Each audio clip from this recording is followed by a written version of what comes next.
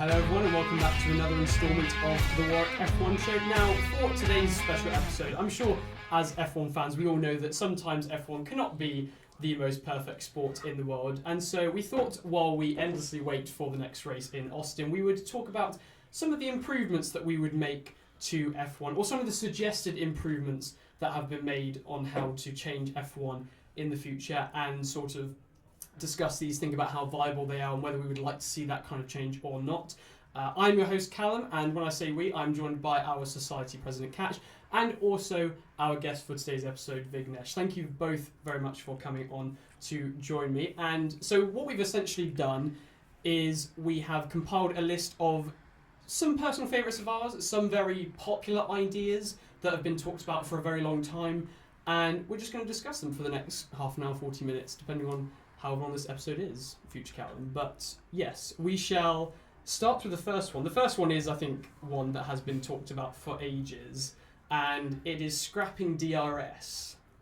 Now, obviously DRS has been brought in because of the difficulties that were overtaking, especially in, I'd say, some of the earlier turbo hybrid era cars where there was a lot of dirty air from the different aerodynamic systems that were on the F1 cars, and therefore it does make it easier to follow the car behind overall on one lap, but a lot of people, the arguments for getting rid of it would be it creates very artificial overtakes, it's not proper racing, things like that. So what do we think? Katch, if we come to you first, what are your opinions on DRS currently? Because this has been going on for a while, but obviously we've had a lot of changes to the cars since this idea first came around.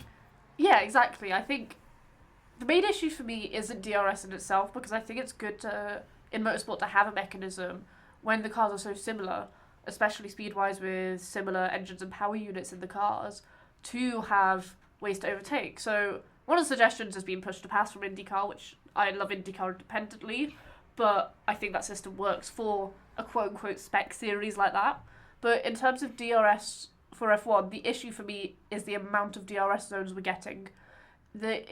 Everything is so interlinked. You can't just say get rid of DRS and then the issue will be fine, because cars still might struggle to overtake, so we need better tracks with better overtaking situations and opportunities. But the issue, having one DRS zone I think really isn't a problem, but when we've got any straight is a DRS zone, that's crazy. That doesn't create, sure we see more overtakes, but the overtakes aren't organic. They're just simple, I have more speed because my rear wing is open. That's not a good overtake. That's boring. Yeah, I do think that it's maybe a bit overboard, and that's why recently we have seen their FIA have attempted to reduce at least the length of the DRS zones, maybe not scrapping entire areas, but actually trying to reduce them. And I think that is appropriate because the cars have come a long way in terms of the amount of dirty air they're producing, and it has gotten better. It's still not perfect, obviously, but there has been improvement. Vignesh, what are your thoughts on this? I think on the other end of it, I think DRS is needed, but like if you're scrapping DRS though, then we still need some form of active aero. So I'm all for like bringing back active aero, bringing back moving suspensions and whatnot. Because if the F1's all about like technological development, so why are we inhibiting that? Why are we blocking it? So if you're trying to like create the fastest cars in the world, why are we stopping the development? So let them be creative. Obviously we need to keep things in check, but I think if you're scrapping DRS and bringing in, let's say, push to pass, I don't think it's going to work, because then again, as much as you can try to regulate dirty air, I'm pretty sure teams will find a loophole around it and try to create dirty air, so that it makes it very difficult to follow. We saw that last year in 23 when 22 was so good. We had like 5 cars in Austria together just go attacking each other. So I still think active aero is needed given the size of the cars and the tracks they're currently racing on. And I personally think some tracks don't have enough DRS. I think like there are certain tracks like Imola where I think they can extend the DRS zone.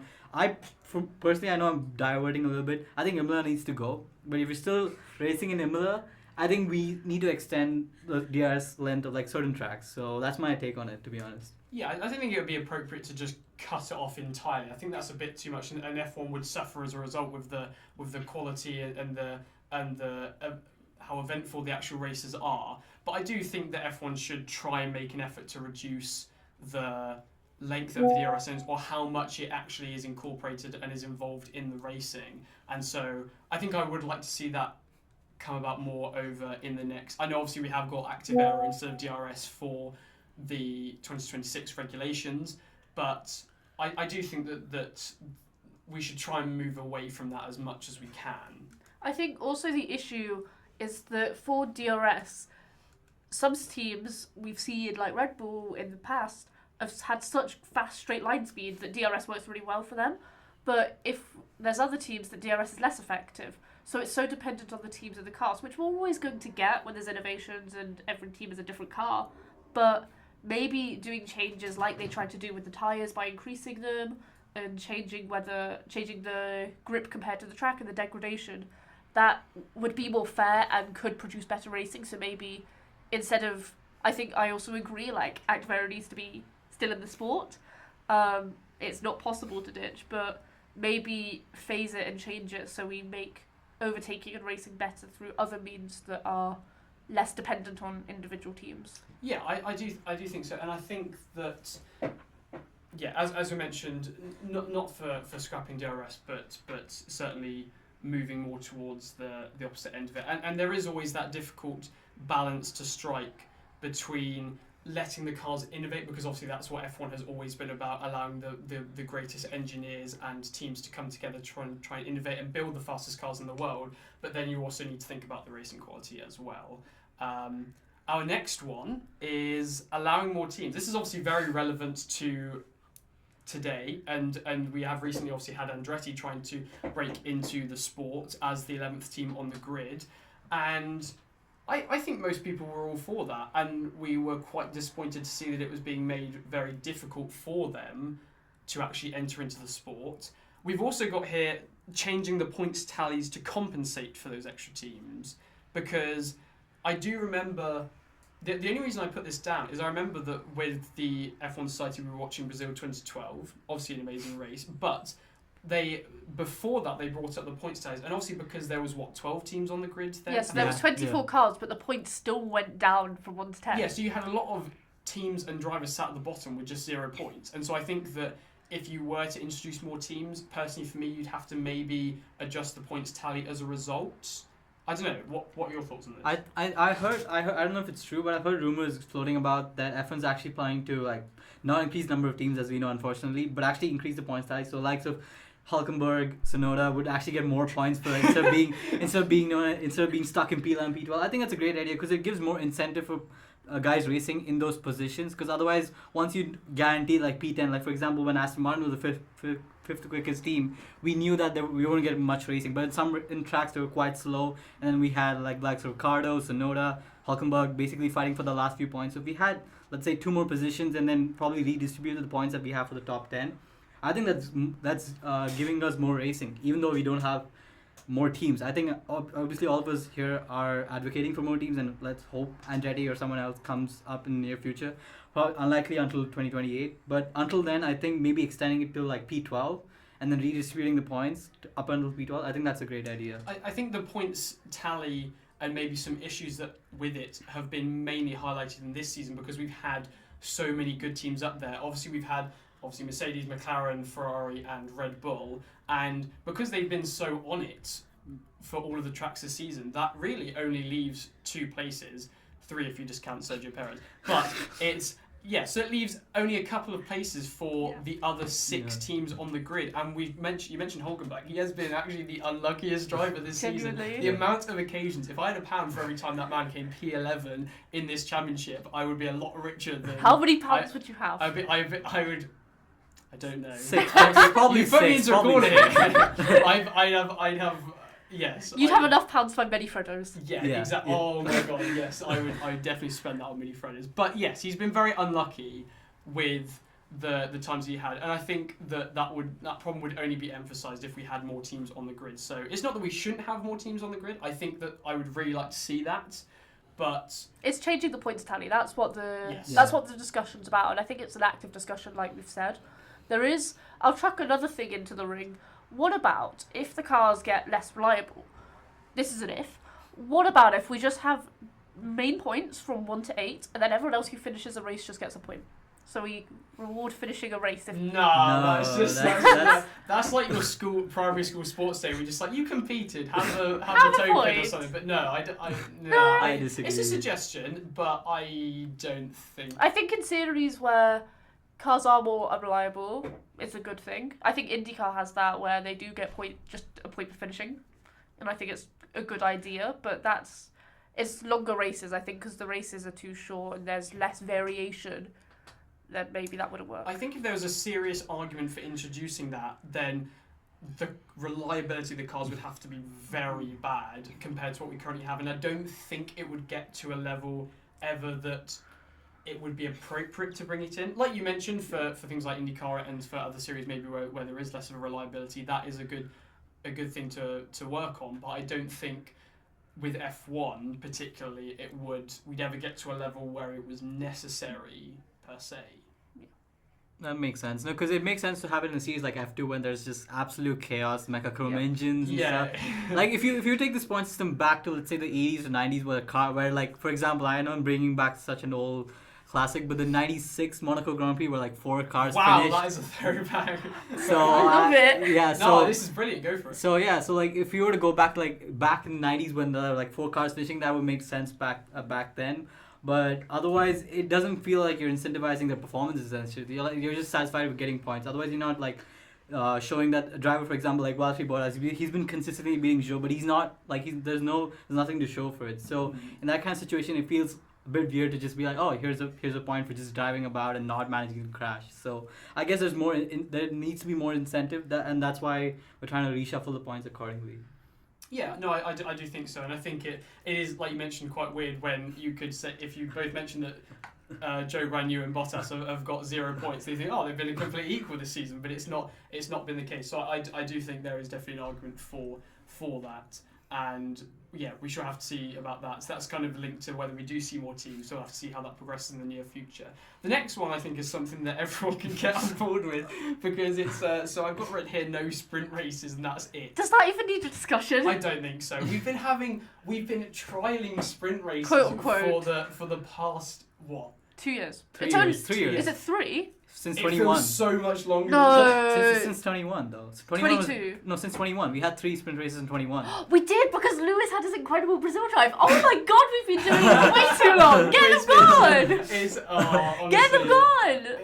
It's been, yeah, I don't think, it doesn't add enough to the weekend, really. It really doesn't. Well, we did get a Magnussen pole, so we did. had moments. We had moments where we had like spectacular drivers, like interesting qualifying. Like when it rained, like for example, when it rained in Brazil in 22, we got a Magnussen pole, Russell crashing out in qualifying, and then the race. The sad part is it kind of plays your hand as to how good you are in the race. We saw that in 22. I think that Brazil 22 is the best example of it, where we knew from the get-go that Red Bull had a very bad weekend, because we can see the pattern. Like Red Bull struggle when there's sprint weekends, and we saw that first in 22 in Brazil, where you don't have enough time to set up your cars. I think that's the biggest issue a lot of teams have, is the fact that they don't have enough time to set up their cars for that weekend, and that gives unpredictability for fans. But I'm sure they would obviously take in thoughts of the team before the fans. I mean, it's a give and take kind of thing. But I'm pretty sure if they had more, let's say, longer FP1 sessions or practice sessions, they would take that into consideration. I'm for scrapping it, but at the same time, I have ideas that we may discuss later on to improve sprint races, probably. I think something has to be changed. I think for F2, because obviously that's where sprint races, the idea kind of came from. I think for F2, the idea of a sprint race does work, because there's obviously with F2 there's a lot of a focus on the actual racing and the actual wheel-to-wheel racing, and sprint races improves that because you don't have to have the pit stops, and it's just that, and for a solid 30 minutes. But when you have F1 where the strategy and the pit stops is a very integral part of at least what makes a lot of races interesting, because you have all of these teams trying different strategies and you're not sure which one is going to work out by the end of the race, removing that kind of has the opposite effect in a way. And so I think that's why, even though sprint races for something like F2 are very integral to it, for F1 it doesn't quite work, I would say. Yeah, and the original reason they also brought them in was to increase the entertainment value for the fans, because there's more races, and the opposite has completely happened. Fans are so disincentivized from them, and they deliberately tune out. And I think changing the structure as well, they again made the change by swapping around the sprint qualifying and the qualifying timings. It just hasn't worked, so I think that's a complete unanimous decision to get them gone. Yeah, no, I completely agree. So I think most people are on the idea that we should scrap sprint races. Next idea I've got down here, so something to do with changing the tyres and the pit stops. So either I suggested, or I found the suggestion that we can either have mandatory 2 pit stops, or we make the tyres we reduce the life of the tyres by a lot more. And I don't know, I just feel that maybe it has some backing, because if you were to introduce a mandatory 2 pit stops, then you'd see drivers pushing more, and maybe you'd have some more wheel-to-wheel racing as well, because one of the big challenges of doing more pit stops is that you've got to make your way up the grid after you make those pit stops. And so if you force drivers to take a mandatory 2 pit stops, then you'll see a lot more, it will encourage a lot more overtaking in a way. Is that what we're thinking? I don't know. Actually, we saw that in Qatar, though. I don't know what you guys thought about it. We had a 3-stop race in Qatar because of the the conditions in Qatar where drivers were not able to like handle the sprint race alone. I think it was quite interesting to see in Qatar. It looked interesting. I mean, Qatar isn't the best track for overtaking, so we couldn't see the full effect of it. I'm down for it, but one thing I suggest, I mean, like instead of killing the tires, is bring back the rainbow compound of Pirellis. Like when you had the hypersofts, the ultrasofts, like you had the whole range of it. I mean, technically, you still have that. You have 5. You have 5, and 2 of them can't really be used. That's the issue. So like either Pirelli needs to be a bit more aggressive and just try to like mix up, because they usually go C2, C3, C4, or they consecutively. So instead of that, just like go crazy and do like C1, C2, or C5. I think they've done that for 1 or 2 races, but the issue is they never end up using that rogue tire. They only end up using the 1 or 2 compounds that are close to each other in terms of performance. But I'd say either just try to expand the Pirelli range and maybe make it less durable, like 2011 where they were complaining about it. 2011, 2030, I'm not sure. But that's my thoughts on it. Yeah, but then to play devil's advocate, if we try, I think the 2 pit stop idea works. I think that's not a bad idea. But for destroying the life of the tyres a bit, I don't want to see tyres exploding. Please, I don't want to see that safety-wise. Yes, that would be the issue. So Pirelli already have to strike a fine balance between the tyres being too durable and the tyres actually being able to fall off and it to be kind of interesting with degradation. So they've already got to strike that balance. I think introducing more tyres and more compounds could work, possibly, but again, it's all very team dependent. I think if we were going to introduce more tyres, we need to make sure that those compounds are such that they would actually be usable. Because obviously we have already mentioned that it may be the case that we have a range of different compounds, but it's not really much point if many of the teams are just going to stick to 1 or 2 compounds for the entire race, and that doesn't really do much. So I think it would be, I don't know, Pirelli have already got quite a big job on their hands, so they do by being the giving them more work to try and make more tyres and introduce some more diverse strategy calls, I suppose. But I certainly think it would be, forget trialling sprint races, we could trial that at some races and just see how it works. I'd certainly be happy to see that. I'm not sure about you guys, but it would. I think it'd be really interesting. It would also, like you've mentioned, it would have to be ensured that the tyres are distinct from each other. Because we are seeing cases where, for example, medium tyres are not going on as long as they thought, and soft tyres are actually outliving and outperforming medium tyres. And it's really interesting, of course, but that's not really what Pirelli wants, and it's not really what the team wants at all. Pirelli just goes they're like, hold up, this shouldn't be happening. So we've seen cases like that this season as well. So if we introduce more compounds, you would have to make sure they are distinct from each other, including a super soft would have to be super soft. It can't outlive a soft tyre. We can combine the 2 pit stop idea with actually having them race all the 3 compounds though. That'd be interesting. So that way you can switch around the strategy. Oh. So if you have a mandatory 2 pit stop strategy, you have to like switch on. You can start on any tire. You can start on hards, medium, soft, but you have to use all 3 compounds. And if it's a wet race, obviously things change. But on a completely dry track, have them race all 3 compounds with a 2-stop essentially. So that way you could spice things up. Monaco, again, that's a track with pit stops, and there are a lot of tracks which Bahrain struggles with tire degradation. So teams will have to think carefully. Oh, when do I use the soft tire or when do I use the hard tire? So that way, it could spice up the race in general and strategies as well in tracks which are usually not good for overtaking.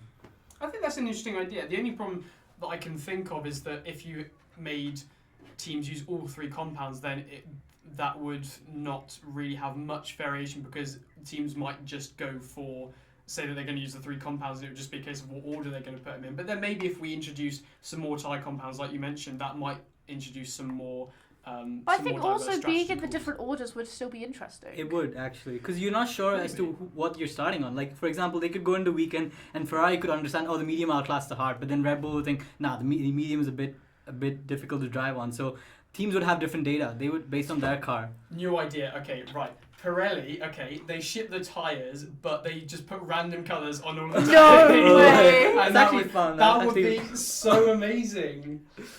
That would be horrendous. That'd be horrendous. I love the Jeopardy. Can I punch the safety thing again? Can I please raise the safety alarm bell? I don't want anyone getting hurt. I don't want people trying to do 40 laps on a soft tyre and it explodes and destroys. You can monitor it. Yeah, they would monitor it. Obviously, they have technology. It's not as simple as chuck someone out on a tyre and hope for the best. But I think it would be interesting. All of this, I also just want to put the caveat that we've already changed the rule that you can't change tyres under a red flag. That rule is already gone. Yes, yeah. We're not even discussing that anymore. So I think it would still be interesting having 3 compounds, 2 pit stops, and then the different orders, because it also depends how long you want your stints to be. So undercutting and overcutting would be even more vital in these types of situations. Certainly. We shall move on to the next one. Significantly reduce winter testing. Okay, so Callum, you came up with this. What is the significant reduction of a 3-day test? 3 days. Wait. We currently have a 3-day test. We have no more testing. Yeah. More unreliable cars. Maybe we're okay. So pushing no, it too your much. prompt was significantly reduce winter testing. Okay, maybe what does the word significantly mean? Maybe reduce it to I don't know. Maybe just I don't know. It's a suggestion. But Yeah, I'm interested in the suggestion. I think what I wanted from the maybe not significantly. Okay, maybe I take the word back significantly back. But I think that I just want to see some more unreliability from the cars. I do still think that the F1 teams have too much data in their cars, so that it's a bit, when we get to each track, it's a bit too reliable of where each team is going to turn up. I mean, how exciting would it be if Red Bull turned up in one race and they were like 4th on the grid? We've seen a little bit of it this season, but I think we could introduce more of that if we did cut out a bit more of the winter testing. Or have it on a circuit they're not racing on. That's one of the biggest things. That is a serious suggestion. I think maybe this is a bit of fun. Because we got fun suggestions though. Because they usually end up going to the tracks that they're first racing on. So for example, they start off with Bahrain this year, so they have Bahrain testing, and then it used to be Catalonia before, but they have so much data on Catalonia. I'm not sure if the tracks would agree to it, especially if there's a track that's not on the F1 calendar. They ideally would want to be in the F1 calendar, but like maybe a little bit of jeopardy if the track's willing to just be open for testing. That would be an interesting concept. A track with like completely different characteristics to what we usually see at Barcelona with the long turns and the long turns, and like basically have a track which is completely different from what the teams have seen before, and they test on that. That way we can get unreliability as to what the cars would do on the actual tracks. Yeah, you mentioned Catalonia. I think personally this was one of the reasons why Catalonia hasn't always delivered the most exciting races, because obviously we tested there back in, what was it, 20, stopped testing 21 was the last time. No, 22 we did it we as did well. it in 22. 22 as well, and the times before that. And even though Catalonia on paper looks like it should deliver with the amount of diverse turns that it has and the different challenges that it poses on the teams and drivers, it never really delivered. I think that testing there was a big part of that, because the teams had too much data on how their cars were going to perform, and so it ended up sometimes being just like a Noah's Ark formation by the end on just the pure pace of the car. So I do think that actually that idea of testing at a racetrack that we don't race at is a serious suggestion for an idea. I think I would be up for that. Yeah. I think the crux of this issue is that the teams have too much data right now. Yes. So basically, if you want a fun idea, the FIA Turn off the computers. representative goes to every team just before winter testing and just Control-Alt deletes a couple of files and see what happens. That could be fun. Just put a virus into the F1 team Yeah, system. why not? I I think- see zero issue with that. No, but I do agree. Like, there is a lot of testing. I think it's not only just winter testing they have so much simulation now, and there is a lot of private testing as well. Teams have an allocated amount of private testing they can do, which obviously makes sense because you're developing a new car, therefore you need to test to make sure what you've developed actually works. But it does it creates a bit of boredom. We get situations like 23, 22 and the whole of the turbo hybrid era where it was just Mercedes domination. There isn't really ways for teams to jump up the grid because they have too much data. The only thing I can think of with the Control-Alt-Delete idea, or something more realistic along that line, is that obviously there is an argument, a bit like we were talking with the kind of scrapping DRS, is that F1 is all about technological innovations. That's what it's always been about. And so I think the amount of data and the amount of analysis that goes on throughout the race does play a little bit of a part in that as well. And so I think maybe taking away too much of that I wouldn't be so happy with in seeing, as it is what makes it one of the things that makes F1 unique compared to other racing series ultimately. Another idea would be to just like randomly assign 10 different circuits for 10 different teams. Like, I know there's a lot of logistics For involved. testing. Yeah, so you just send one team to a different country, like a different it's a chaotic idea. You just do a wheel. You're going Yeah, just do a wheel. Turkey Just or do like something. just spin the wheel and be like, oh, you're going to Barcelona. Oh you're my god, that would make the Imagine best. if you have to do all your testing in Jeddah, like, That, no. Yeah, that would exactly. make that would Exactly. imagine that would make the best YouTube video ever if we just spin the wheel of like Christian Horner step up next and just spin that and so Yeah. that I think that is a good idea, but Yeah. we shall Okay. move on to our list of more serious suggestions.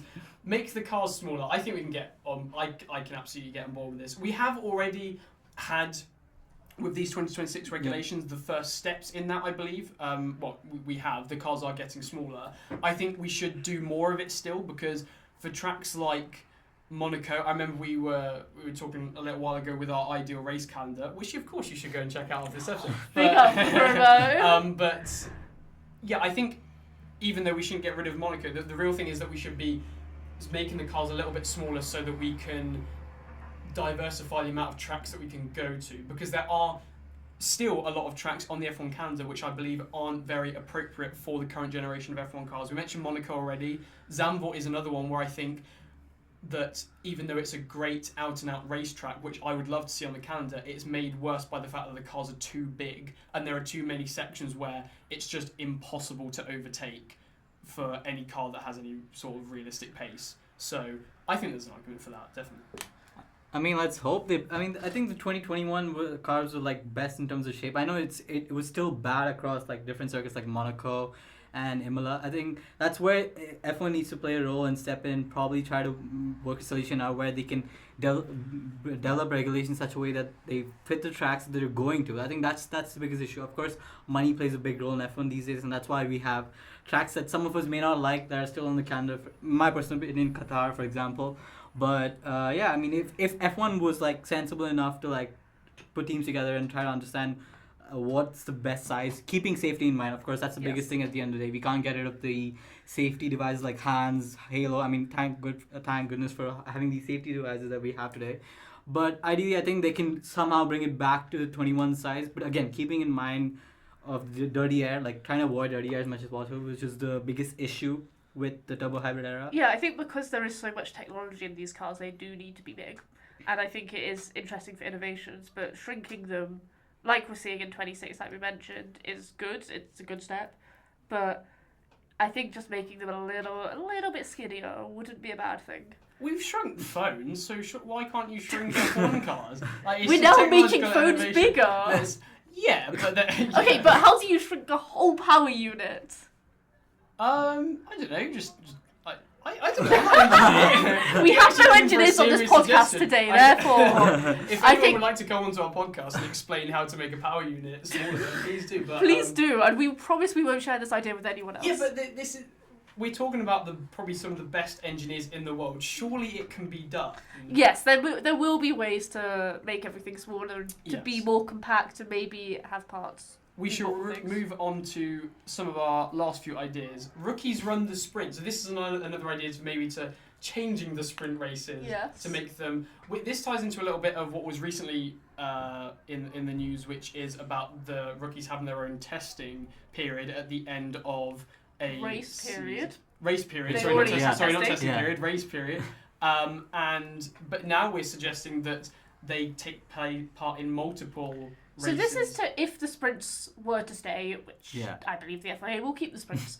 But my crux with this is, would any damage that would be done in those sprints go towards the team's cost cap? I think you would keep that separate though, and this is They like would have to. They would have to bring multiple cars though. Just, you can't have the two main cars and if possible spare parts for the cars or spare chassis if you're going to put non-experienced drivers in your cars in a sprint race. But that's like then there's like it's an opportunity, but it's an opportunity though to see these young drivers like come up. I mean, otherwise these my opinion, 6 FP1 sessions aren't enough. Like the F2, as much as we banned about F2, I'm a big F2 fan as well. But at the end of the day, I've not seen drivers being promoted recently. I think as much as there's jeopardy involved in terms of crashes, it's a great opportunity to see who's the up and coming driver and like if teams can poach them. And that way, one thing I want to bring up is the fact that Max has been complaining a lot about the schedule. The fact he doesn't like sprint races himself. I'm pretty sure a lot of drivers would agree that there's too much on their plate anyways. So that way they can have that part of the weekend off and just focus on the main race. So they have the qualifying on Saturday evening as it goes, but let the rookies do it. So it's like on the weekends when they don't have F2 essentially. So that involves a lot of logistics where they have sprint weekends when there's not an F2 race happening. But that way, you can get more opportunities for young drivers to expose their talent to potential employers. So, yeah. I do think that the racing at the end of the season, and maybe halfway through the season as well, after the last race before the summer break, to have these F2 drivers in the F1 cars and racing, I think that's maybe a better compromise, because I think maybe if they were in sprint races, that would be a bit too much of intervening with F1 and the teams and actually focusing on their own championships, because obviously they are worth a lot of money. And I think a good compromise for that would be doing it then, because then it has the benefits for the F2 drivers, get a chance for them to showcase their talent in an F1 car, which I think a lot more of them could do with. But I also think if we do have the idea of these rookies, and we're saying mainly F2 drivers running the sprint races and the F1 teams, we would get to see the young talent come through, but we wouldn't get drivers that we actually don't know come into the sport. And we would have, for example, we had with Colapinto, sure, he's an F2 driver, but we didn't know what he would be like, whether he'd do well, whether he wouldn't. So we wouldn't get that jeopardy anymore because they would be more established. And I think that's also kind of fun, having these characters, some that are great, some that are a bit chaotic, come into the sport and spice things up. It would also improve the popularity of F2 as well, which would be great, I think, and certainly like our F2 special was last time, where I think there's a lot of F1 drivers that would potentially enjoy F2 but have never really had the opportunity to get involved with it before, and I think that could be a good way to go about it personally. Next on the list, now this is Katch, this is your idea. Reverse, or this is one I think that you suggested. No, it was my idea. So it was yours. Yeah. Okay, fair enough. He did the suggestions, not me. Okay. Towards the end, reverse grid for. Oh, so another one. So another suggestion for the sprint race is reverse the grid for the sprint race. For the sprint race, I think if we were to keep the sprint race, which we are, I don't know why I'm saying if we are. The sprint race is staying. It's very lucky it's because staying. it's the FIA. They're going to keep the sprint. I think reverse grids would be a good idea. I do think the only just the top 10. Just the top 10. Yeah. So like how it's done in F2, and I think that my only problem with a sprint or with a reverse grid is it does feel too much of an artificial method for giving the lower teams an opportunity to gain points, essentially. But I think if you were to do it in the sprint race and make that kind of a separate category of races, I think that would be a very good way to integrate it rather than applying it to the main race as well. There's less jeopardy involved. I'm not advocating for the reverse grid to happen in the main race. It's a sprint race. You can have its own separate championship. You know how, like in F2, rookies have their own championship. So you can have your own. If sprint races are to stay, you can have your own sprint race championship, which involves less jeopardy. So if drivers are not interested, they just don't drive well. But I'm pretty sure everyone wants to gain the maximum number of points. So that way you don't have to worry about the actual championship. Of course, crashes would be there in these sprint races, but then again, if there's an option to keep it outside of the actual budget cap for the main championship, then it sounds like an interesting But I think idea. also with just suggesting it only for the top 10, so we're not going to get the likes of the really low down teams like the Salbers in the high up. Joke when you start some polls. For that to happen, he would have to make Q3. Yeah, That's pretty what much. we're forgetting. Right, yes, of It's course. only the top 10, so in the end we would get all 8 of the top drivers plus 2 extras that would just flip round. So we would still get, it would still be interesting. We would have the situation where top drivers like Hamilton, Verstappen, Leclerc, etc., they would have to come through for maybe 10th, 9th, 8th position, but they wouldn't have to overtake slower cars. But just a note is that if we were to introduce just the top 10 in Q3, either we would have to introduce points for qualifying, or we would have to change the format of qualifying. Wait, because what do you don't- mean? Because if it's in Q3... Well, the top 10 is Q3. No, but if you had that same style of qualifying where it was go to Q1 and then 5 drivers out, etc., into Q3, then surely the teams could just deliberately do slow laps to try and get pole position. That's true. So We'd have to change the Yeah. either qualifying. you would have to change the qualifying, or you would give more incentive for getting pole position, like some kind of point system, Yes. which actually brings us very nicely onto our next one. I didn't even mean to do that. Points for pole position. I'm an advocate for that. I am not an advocate for this. Perfect, great, Right, this is let's great. go. What's your Yeah. reasoning? I think there is already enough incentive to get pole. So I don't think personally I'm the biggest fan of point for fastest lap either. I just wish that all of the attention would be on the racing, because that's where everything comes together. That's what all of the teams and the drivers and the construction of the cars is working towards, is actually seeing these drivers battle over 58 laps. I think extra points for that isn't really necessary at all, and I think all the attention should be on the main race, and having extra points outside of that, I'm not really the biggest But I fan would of. say for qualifying, that's not the main race, and I think having the point for the fastest lap doesn't take away from the race at all. It's just for those drivers that maybe are in no man's land to go for a point, if they're in the top 10 that is, or take away a point for the top 10. But for the pole position, it's just an extra point, and I think it would make it really interesting, because there are some, like you've said that there is still incentive to get pole. Of course there is, but there are some tracks where pole actually isn't preferable. That is true. Yeah, but you said that. Sorry, did you say that the teams lower down the grid would be an incentive to get points? Is that?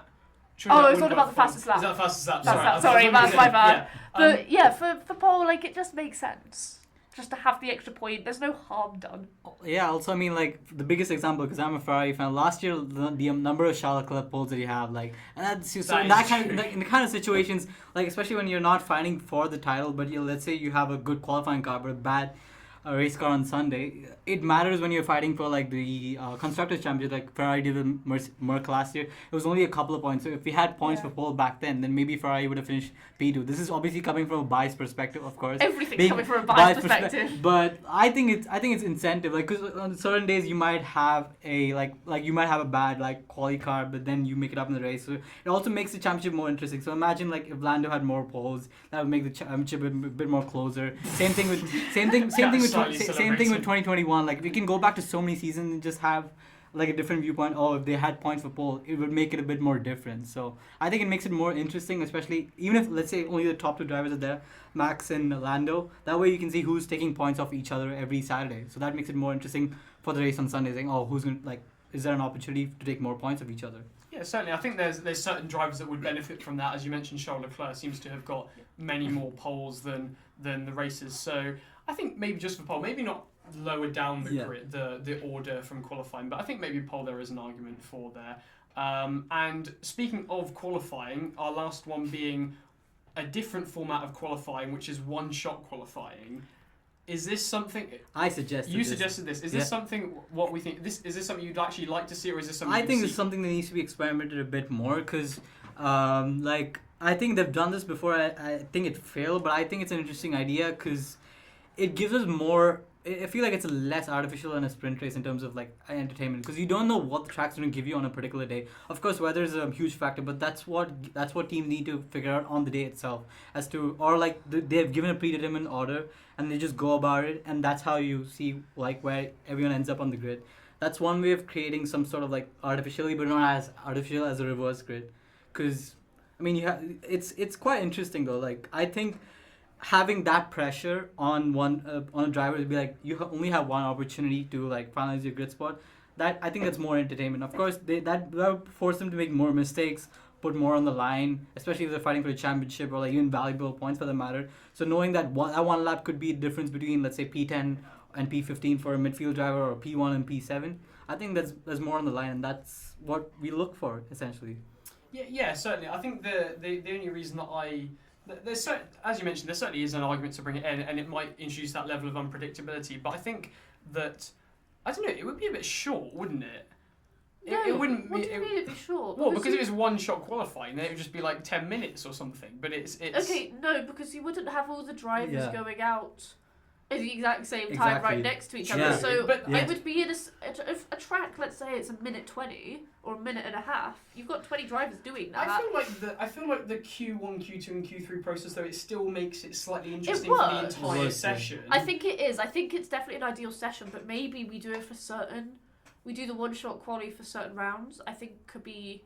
It's an interesting concept, especially if we did a set order, whether it would be randomized. I think it would have to be randomized. You couldn't reverse grid it. That's unfair, in my opinion. But if you randomize each time who gets to go where, then it would. Yeah, it'd just be interesting for a couple of rounds. And also, I do think that I like to see the cars On the all road. out on track while they're doing their Yeah. qualifying lap, because I mean Monza qualifying is like Chaos. that's like Chaos. one of the most exciting qualifyings I've ever witnessed, and obviously you would not get something like that for one shot qualifying. You would not get the drama of maybe people holding each other up and things like that. So I think even though there's an argument to maybe try out some other qualifying systems like the one shot qualifying, we've already covered that we don't want to keep trying out these sprint races, so we could include some other sort of trials in it. But I don't know. I think that's probably not going to be the thing highest on the FI's list to change in F1. But Maybe we could just do one shot qualify for Q3 then. we could do that. That's a nice So because on certain tracks we see it ourselves, we know for a fact when you go into UC there's only like 2 runs they're going to do. So why waste that one set of tires and just have one qualifying lap, and teams decide when to go out? So you give them 8 minutes, as we do, or like during the sprint weekends, and say you only have one lap to go. If you mess up, you mess up. That's the end of the day. That's where your grid order is. So that way, then the teams have to be careful about giving tow and keeping a distance, especially on tracks like Monza, as you mentioned, or Baku, how they can plan the tow with their own teams, or they can just somehow decide if a team's going out, they can follow them and then plan the laps accordingly. So that way, it spices up things, at least in Q3. So that way, we're not losing the structure of the qualifying that we have now, but kind of spicing things up for Q3, where that's where like most of the entertainment is in terms of qualifying. yeah, we shall have to see how whether any of these suggestions actually do make their way into F1. I don't think that's going to be happening anytime Find us at the soon. FIA Commission meetings. If there was, crikey, if we were on the FIA Commission, there would be something has gone very wrong, and Clip something it. is Callum says crikey. and Clip it. something is about to go wrong. Crikey is a word that I Crikey can't is a use. George I can't Russell swear word. on this podcast. Crikey so- is a George George Russell word. Right, fine. I would never say crikey on this podcast. Thank you ever very again much. After that. But yes, if you're wanting to listen to more of the Warwick F1 show, we have just had a news episode out bringing you all of the latest headlines like the Renault engine program being cut for 2026 and also some more personnel from Red Bull leaving to their current rivals McLaren. But we should also have a look out for the Austin preview, which we shall be releasing just before the weekend when we are back racing in the circuits of the Americas. But until next time, I've been your host Callum. Thank you very much, Katch and Vignesh. And until next time, goodbye.